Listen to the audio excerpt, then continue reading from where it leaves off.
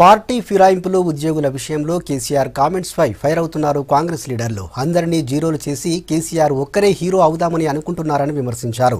ప్రజలు ప్రశ్నించే సమయం వచ్చిందని గ్రహించిన సీఎం తన తప్పుల్ని ఉద్యోగులపై నెడుతున్నారన్నారు. భూముల రెగ్యులరైజేషన్ కోసమే ఖమ్మం జిల్లా నేతలు టీఆర్ఎస్లో చేరుతున్నారని విమర్శించారు.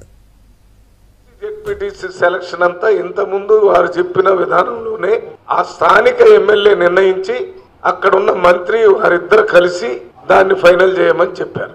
ఈ రోజు చెప్పింది ఏంటి? ముఖ్యమంత్రి గారు నిన్న రివ్యూలో ఎవరిని నిర్ణయించొద్దు, ఎవరి పేరు బహిరంగంగా నీకే ఎంపీటీసీ నీకే జెడ్పీటీసీ అని ఎమ్మెల్యే చెప్పొద్దు, మంత్రి చెప్పొద్దు, మొత్తం లిస్టు తయారు చేసుకుని నా దగ్గర తీసుకుని రండి, నేను అనౌన్స్ చేసినయే అక్కడికి రావాలని చెప్పారు. ప్రభుత్వంగా నువ్వు చేసే పని ఏదో చెయ్యి, ప్రభుత్వ అధినేతగా నువ్వు కల్పించే వసతులు ఏదో కల్పించు.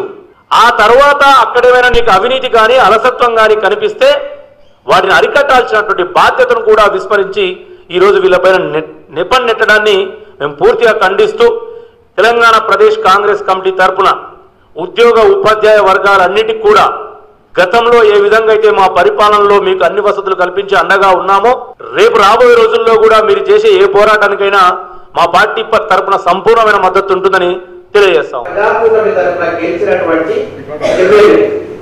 ఆయన టీఆర్ఎస్ పార్టీకి ఎందుకు మద్దతు ఇస్తుందంటే సర్వే నెంబర్ 98లో ఒక 1000 గజాల స్థలంలో ఆయన ఒక 20 సంవత్సరాలుగా నివసిస్తున్నాడు. అది ప్రభుత్వ భూమి. క్రమబద్ధీకరిస్తే నేను టీఆర్ఎస్ పార్టీకి మద్దతు తెలుగుతా, పార్టీలో చేరుతా అని చెప్పి ఆయన ఒక సందేశం పంపితే ముఖ్యమంత్రి గారు కనుగొనడం జరిగింది. క్రమబద్ధీకరించండి అని చెప్పి ఉన్నత అధికారులకు సంబంధించిన అధికారులకు ఆదేశాలు కూడా జారీ